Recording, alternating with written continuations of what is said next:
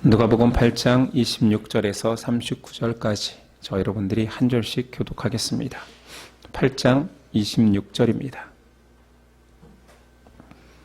누가복음 8장 26절로 29절, 26절입니다. 그들이 갈릴리 맞은편 거라사인의 땅에 이르러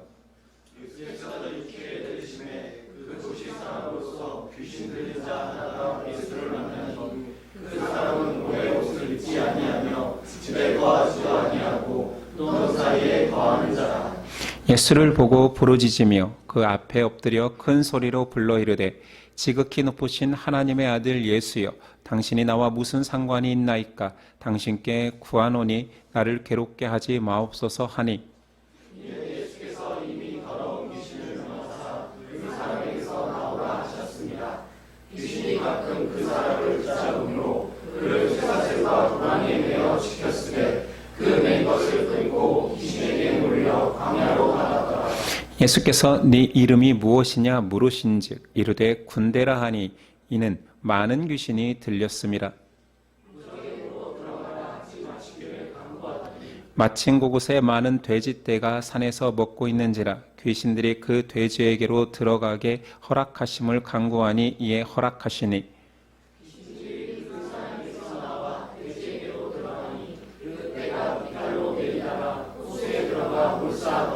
치던 자들이 그 이루어진 일을 보고 도망하여 성내와 마을에 알리니, 사람들이 그 이루어진 일을 보러 나와서 예수께 이르러 귀신이 나간 사람이 옷을 입고 정신이 온전하여 예수의 갈치에 앉아있는 것을 보고 두려워하더니, 귀신 들렸던 자가 어떻게 구원받았는지를 본 자들이 그들에게 이르매,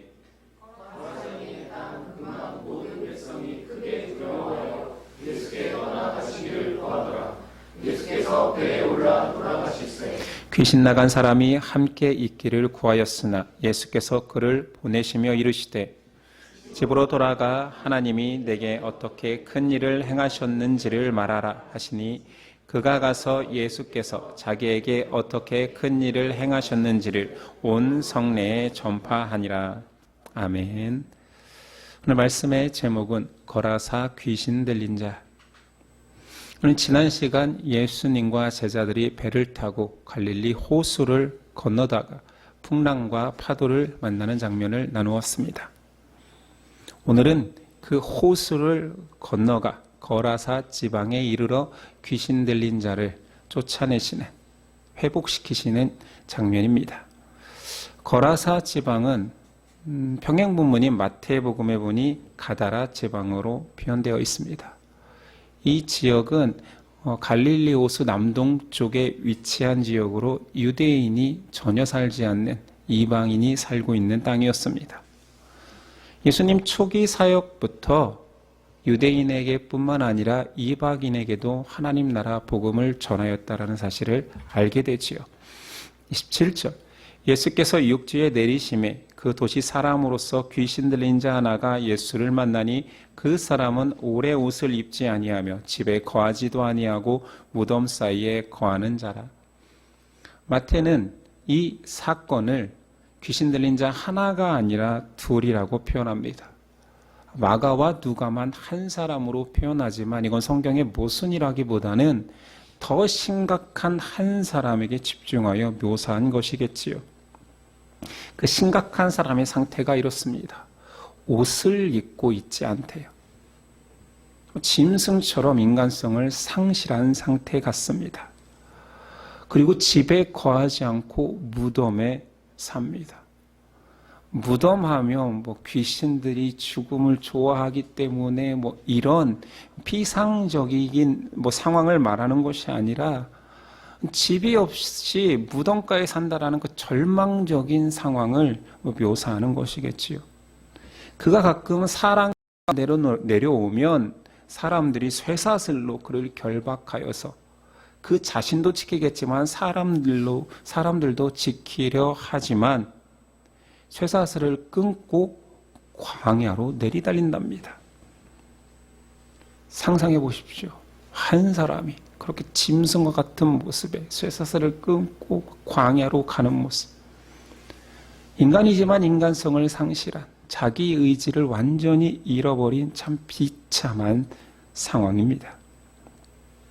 사람들이 그를 제어해 보려 하지만 어떤 완력으로도 귀신 들린 자를 제어할 수 없었는데, 예수님께서 오셔서 그 존재와 말씀으로 결박하십니다. 사람들의 힘은 무의미했지만 예수님 앞에 귀신 들린 자는 흡사 재판정에 선 죄인처럼 순종적입니다. 우리가 알아야 할 것은 사탄이 제 아무리 강력하고 무서운 존재일지라도 하나님의 명령 아래에 있는 존재라는 것을 깨달아야 되지요. 귀신 들린 사람을 만난 예수님은 즉시 그의 몸에서 귀신이 나가라 명령하십니다. 이에 귀신이 발작하지요. 28절, 예수를 보고 부르짖으며 그 앞에 엎드려 큰 소리로 불러 이르되 지극히 높으신 하나님의 아들 예수여, 당신이 나와 무슨 상관이 있나이까? 당신께 구하노니 나를 괴롭게 하지 마옵소서. 지극히 높으신 하나님의 아들 예수요, 꼭 신앙 고백 같잖아요. 근데 앞서 4장에도 마귀는 예수님을 지칭할 때 하나님의 아들이라 했습니다. 이건 절대자를 향한 인정이나 공경심이 아니라 적개심에 불타는 불안감이었겠지요. 그냥 뱉어진 거예요. 그리고 이 고백을 평행본문 마태복음에 가서 보면 좀 더 구체적으로 마귀가 말합니다. 귀신 들린 자가 말하지요. 8장 29절입니다. 이에 거기는 둘이라 표현될 때가 있잖아요. 그들이 소리질러 이르되 하나님의 아들이여, 우리가 당신과 무슨 상관이 있나이까? 때가 이르기 전에 우리를 괴롭게 하려고 여기 오셨나이까 하더니. 마귀는 영적 존재입니다.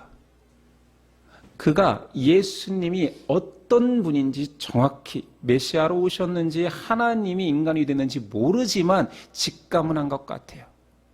그래서 때가 이르기 전, 그들은 벌써 때라는 표현을 쓸 정도로 심판의 때를 알고 있습니다.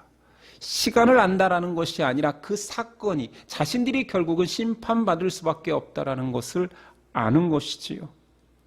마지막 때는 예수님조차 자신도 모른다, 오직 아버지만 아신다 했습니다. 지금 마귀는 왜 이렇게 일찍 오셨습니까? 아직 때가 아니잖아요는 모든 죄인들이 똑같은 것 같아요. 아직 자기에게 시간이 남았다고 생각하는 거지요. 벌받을 시간이 아니라고 우기고 싶은 것입니다. 미루고 또 미루고 싶은 상태인 거지, 마귀는 그 때를 아는 것이 아닙니다. 그것은 비성경적이지요.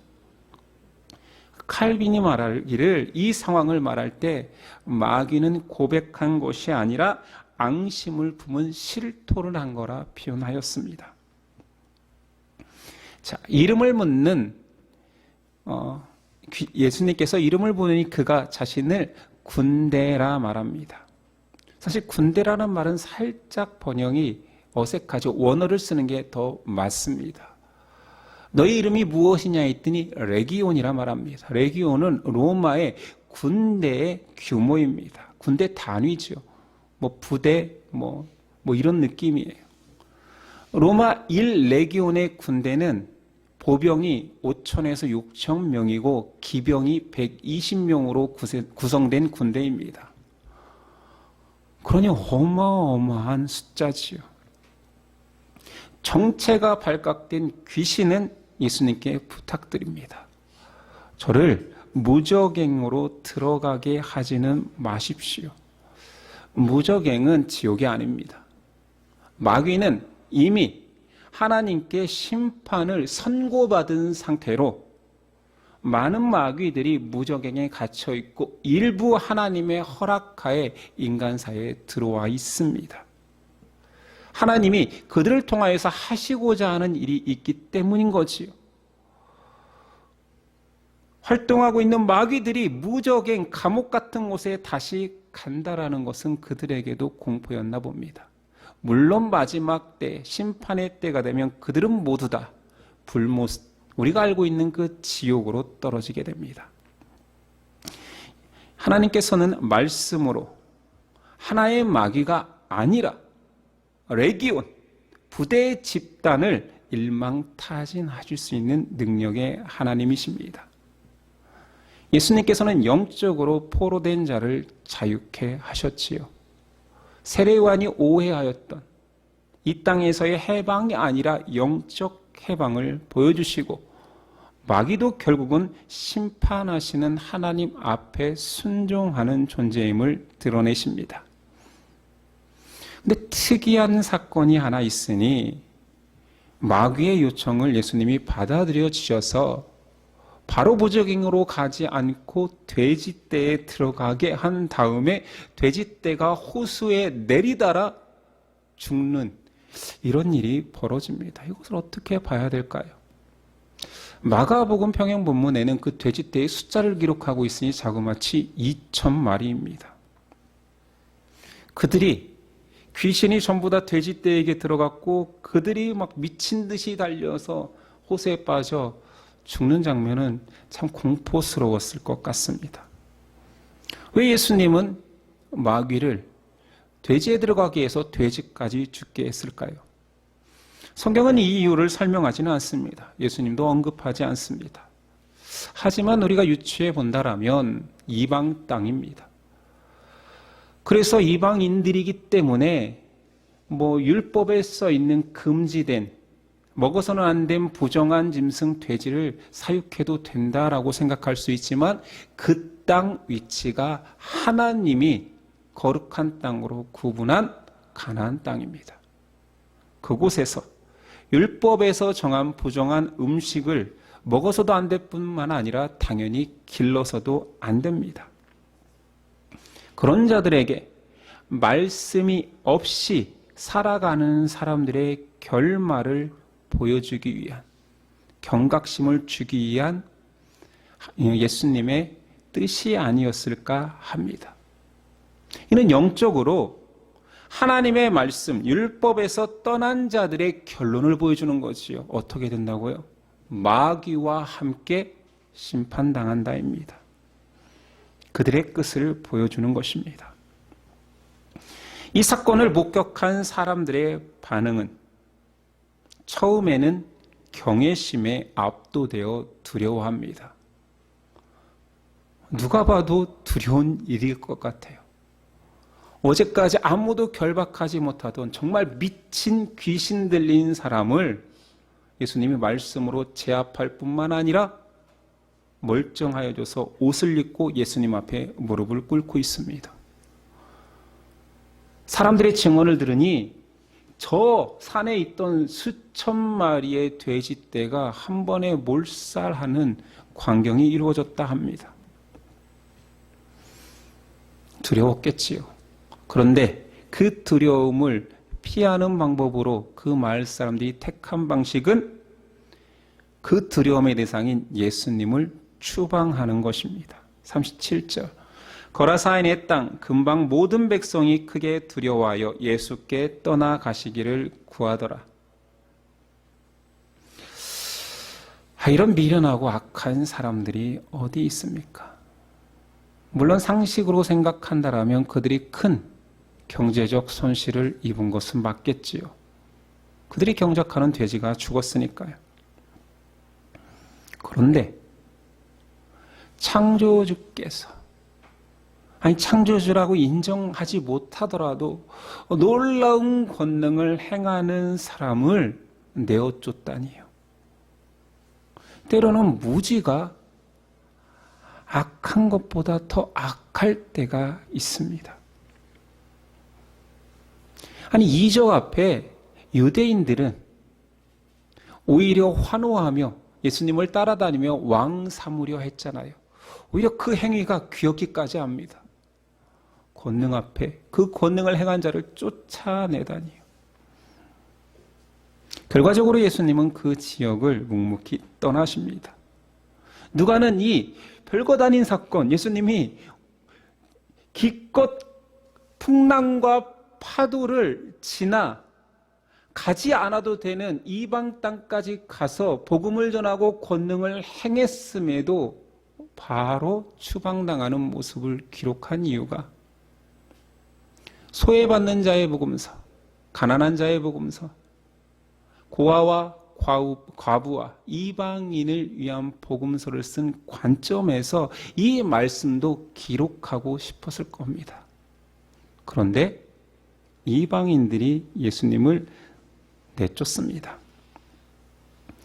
절대자를 만난 피조물의 반응이 참 놀랍습니다. 아니, 경악스러운 거지요. 창조주께서 인간이 돼서 이 땅에 오셨습니다. 예수님께서 단순히 갈릴리 바다를 건너온 것이 아니라 높고 높은 보좌에서 낮고 천한 인간의 모습으로 친히 내려오셨는데 그 결과는 거부입니다. 악인이라고 해서 처음부터 창조주를 찾지 않는 것은 아닙니다. 그들도 부러지질 때가 있겠지요. 살면서 절대자를 만나고 싶었을 때가 있을 것입니다. 그런데 오늘 그 알량한 이익과 욕심 앞에서 절대자가 내미는 생명의 손길을 거절합니다. 자, 이 내용 또한 8장 중에 있습니다. 8장의 내용, 주제가 계속 반복되고 있습니다. 8장 시작은 씨 뿌리는 자의 비유이잖아요. 거룩한 씨앗이 모든 밭에 떨어졌지만 밭이 그 은혜를 잃어버리고 거부하고 토하여낸 나쁜 밭이 존재합니다. 예수님이 빛으로 오셨으나 그 빛을 받아들이고 영접하는 자만 새 가족이라 말합니다. 말씀에 의해서 양과 염소가 갈리고 알곡과 쭉정이가 갈립니다. 예수님 파도를 꾸짖듯 귀신을 쫓아 권능을 행했지만 말씀에 놀라운 역사가 이루어졌지만 예수님을 따르는 자와 예수님을 거부하는 자로 극명하게 갈립니다. 사람들은 처음부터 그랬습니다. 대초부터 그래왔습니다. 하나님을 찾는 듯 하지만 하나님의 손길을 거부한 채 하나님이 어디 계시냐라고 말하는 것이 사람입니다. 그런 사람을 향하여 이사야 선지자가 말합니다. 59장 1절이야. 여호와의 손이 짧아 구원하지 못하심도 아니요 귀가 둔하여 듣지 못하심도 아니라 오직 너희 죄악이 너희와 너희 하나님 사이를 갈라놓았고 너희 죄가 그의 얼굴을 가리어서 너희에게서 듣지 않으시게 함이니라. 하나님의 손길은 온 세상에 미쳤습니다. 그러나 붙드는 자와 스스로 거부하여 유기된 자로 극명히 갈립니다. 오늘 말씀, 그 마을에서 예수님 나가기를 간청하지만 그 권능을 인정한다라는 의미예요. 아예 예수님을 쫓아내고 박대하고 구박한 게 아니잖아요. 핍박한 게 아니잖아요. 간청했습니다. 얼마나 사람이 무지하면 그의 손길을 걷어달라고 간청한단 말입니까? 대조적인 한 사람이 등장하니 귀신 나간 자입니다. 38절. 귀신 나간 사람이 함께 있기를 구하였으나 그 마을 사람들은 함께 있기를 거절하였으나 귀신 나간 자는 오히려 예수님과 함께 있기를 요청합니다. 하나님의 은혜와 권능은 우리 눈앞에서 벌어진다 하더라도 모든 사람이 믿는 것은 아닙니다. 현 시대의 예수님이 나타나면 재림이니까 끝나는 날이겠지만 가정하여서 예수님이 다시 오셔서 이적과 기사를 베푼다 하더라도 그 말씀을 듣는 자, 따르는 자와 그 말씀을 배척하고 오히려 예수님을 죽이려는 자들은 또 등장할 것입니다. 예수님과 함께 하기를 원하는 귀신 나간 자, 회복된 자에게 예수님은 집으로 돌아가 하나님의 행하신 큰 일을 일일이 고하라 말합니다. 처음에 그를 묘사하는 단어는 집이 없는 자였습니다. 무덤에서 살고 있었죠. 그에게 날 따르지 말고 집으로 돌아가라. 그리고 너의 공동체 속에 돌아가 일일이 너에게 이루어진 일을 전하라 말합니다. 예수님은 평생 공동체와 사람들의 저주 속에 살던 그가 다시 그 공동체로 들어가 하나님이 행하신 일을 전하는 것이 그의 인생에 더 가치 있다 여긴 것 같습니다. 제가 어떤 글을 보니 우울증으로 많은 사람들이 극단적 선택을 하잖아요. 그런데 놀랍게도 그 극단적 선택하는 순간이 우울증이 극에 달한 순간이기보다는 오히려 우울증에서 회복되는 순간이 더 위험하답니다. 이유는 그들이 질병에서 또는 그들이 눌렸던 것에서 회복되어 보니 잃은 것이 너무 많고 회복된 자로 다시 살아가는 것이 더 막막하다라는 것이지요. 오늘 귀신 들렸던 자의 회복에 예수님은 단순히 상황만 바꿔주신 것이 아니라 회복된 이후의 소명을 주십니다. 집으로 돌아가 너에게 이루어진 일들을 일일이 고하라. 얼마나 예수님의 따뜻한 배려며 사랑입니까?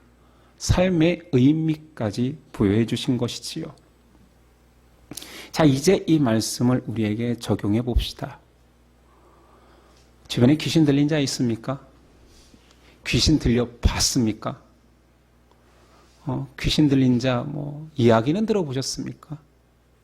어떤 사람들은 귀신 들린 자의 질량이 변했다고도 얘기하고, 아마 현대사회 속에서 귀신 들린 자들이 많은 부분 상당수 영적인 것을 이해하지 못하기 때문에 정신병원에 갇혀 있을 거라 말합니다. 참 무지한 이야기죠. 정신병원에 갇혀 있으면 귀신이 거기서 논답니까? 무적행입니까? 거기 갇혀 있게. 지금도 여전히 귀신은 어쩌면 예수님 당시와 비슷한 질량, 사람은 아니니까 질량으로 표현할게요. 질량으로 활동하고 있는지 모릅니다. 근데 그들이 발전했겠지요. 한 사람 속에 들어가 한 사람을 망가뜨리기보다는 사람들의 의식 속에. 자, 오늘 레기온 5, 6천 마리의, 말이라고 해야 됩니까? 병이라고 해야 됩니까? 마리의 귀신들이 한 사람에 들어가는 것보다 5천 명이 한 사회 속에서 활동하는 것이 더 효과적이지 않을까요? 지금 우리는 귀신 하나가 나를 붙들고 인간성을 상실한 채 사회생활을 못하고 공동체에서 분리시키는 것보다 그들이 전술적으로 귀신의 유혹으로 수천 수만의 군대 귀신들이 크리스찬이 되었던 넌크리스찬이 되었던 그들을 유혹하며 사는 것이 더 낫다라고 생각할 것입니다. 그래서 한 신학자이며 작가인 그가 소설을 쓰기를 그렇게 묘사하고 있잖아요. 귀신들이 서로 전략과 전술을 공유하며 더 나은 전술로 이 시대에 활동하고 있음을 글로 표현하였습니다. 베드로는 말합니다. 베드로전서 5장 8절 9절 근신하라 깨어라 너희 대적 마귀가 우는 사자같이 두루다니며 삼킬 자를 찾나니 너희는 믿음을 굳건하게 하여 그를 대적하라. 이는 세상에 있는 너희 형제들도 동일한 고난을 당하는 줄을 알미라. 여전히 마귀는 활동하고 있습니다. 그것도 우는 사자와 같이 삼킬 자를 찾을 정도로 쉬지 않고 성실하게 악을 행합니다. 오늘 말씀 귀신 들린 자는 영적으로 성도의 모습일 수도 있습니다. 사람들의 모습인 거지요. 겉모습은 화려하고 그러나 여전히 적신, 벗은 몸의 모습입니다. 이런 누가 봐도 절박하고 안타까운 상황 속에 예수님이 오셔서 죄로부터의 해방, 귀신으로부터의 해방을 선언해 주셨습니다. 그런 사람의 상태를 성경은 의의 옷을 입었다 말합니다. 갈라디아서 3장 27절. 누구든지 그리스도와 합하기 위하여 세례를 받은 자는 그리스도로 옷 입었느니라. 그러니까 우리가 여전히 적신이었지만, 벗은 몸이었지만 우리는 지금 그리스도로 옷 입은, 거룩한 옷 입은 자가 된 것입니다. 죄에 빠진 사람의 상태는 여전히 무덤에 사는 상태입니다. 사람이 인생을 살아가며 그 끝이 무덤인 것은 다 알고 있습니다. 아무리 살면서 화려한 궁전을 지을지라도 그 화려한 궁전에 시체로 묻힐 수는 없습니다.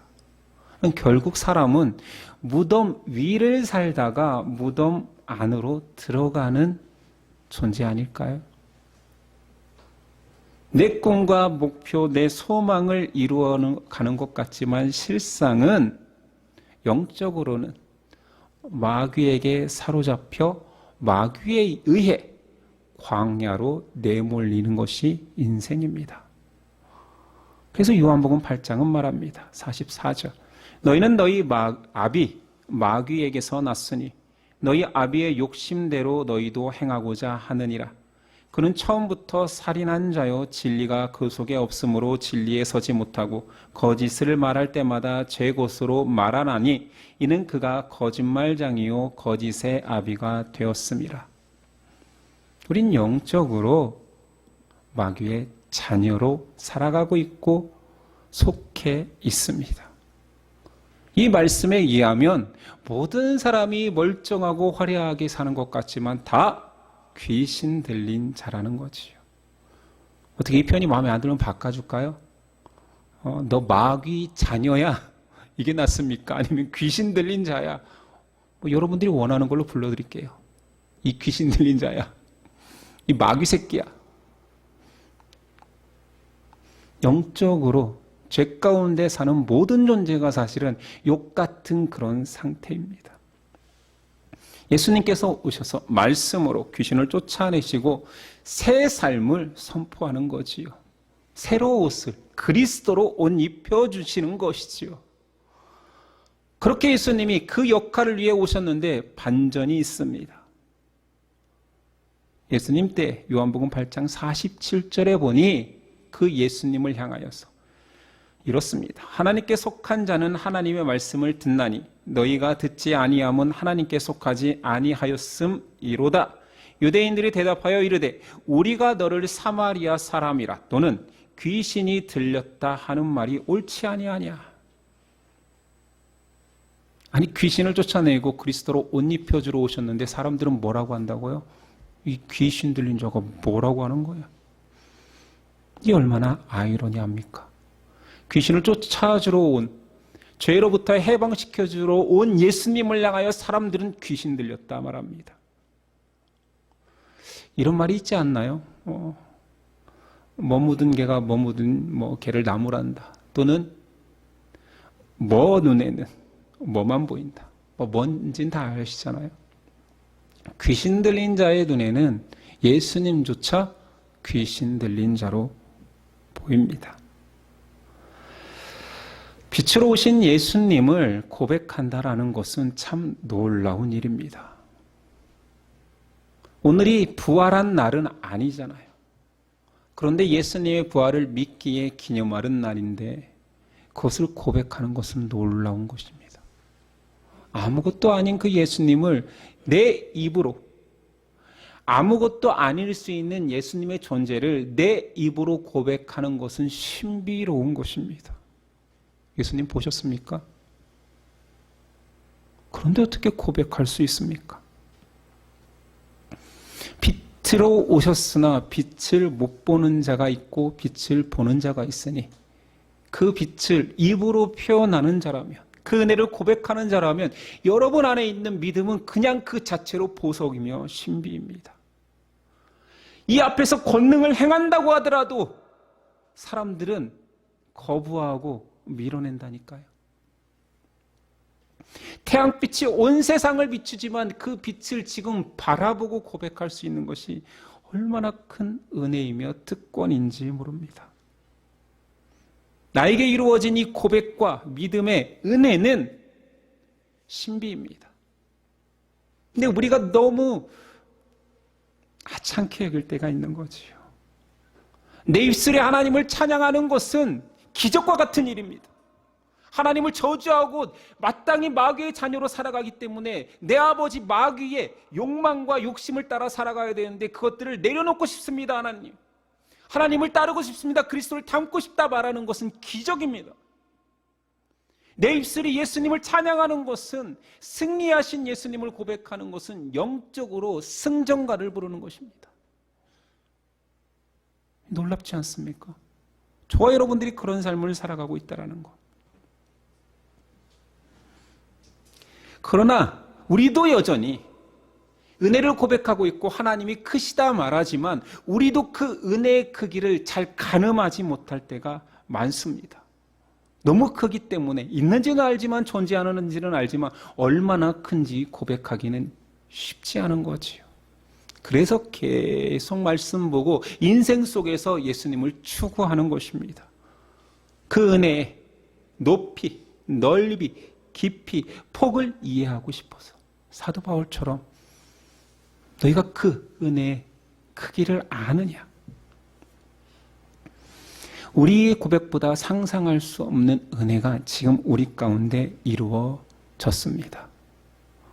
다행히도 우리는 그 빛을 알아보고 빛을 따르는 존재이지 빛을 온전히 이해한 자는 아닙니다. 예수로 인하여서 우리가 해방되었습니다. 여러분 해방된 때를 아십니까? 귀신에 사로잡힌 마귀 새끼였던 우리가 그리스도의 자녀가 된 때를 아십니까? 모르잖아요. 언제 이루어졌는지도 모르는 그 일이 우리 안에 이루어졌지요. 예수로 인하여 새로워졌습니다. 적신이었던 우리 몸에 의의 옷이 입힌 때를 아십니까? 그리고 내 지금 의의 옷, 반짝반짝 빛나는 영광의 옷이 지금 보이십니까? 안 보이잖아요. 세상에 수많은 욕구와 소망이 있는데 우리 안에는 천국 소망이 있습니다. 여러분이 그것을 갈고 닦아 그 소망을 연마하여서 갖게 되었습니까? 예수 부활을 기념하는 오늘, 여러분, 우리가 그 부활을 의심하다가 결국은 깨달아 알게 되었습니까? 아니요, 우리는 그냥 고백하였습니다. 예수 부활, 내 부활. 감사합니다. 나를 부활에 참여시켜 주셔서. 진리의 말씀이 떨어지면 정확하게 양과 염소, 알곡과 쭉정이, 좋은 밭과 나쁜 밭, 거부하는 자와 붙들린 자로 나눕니다.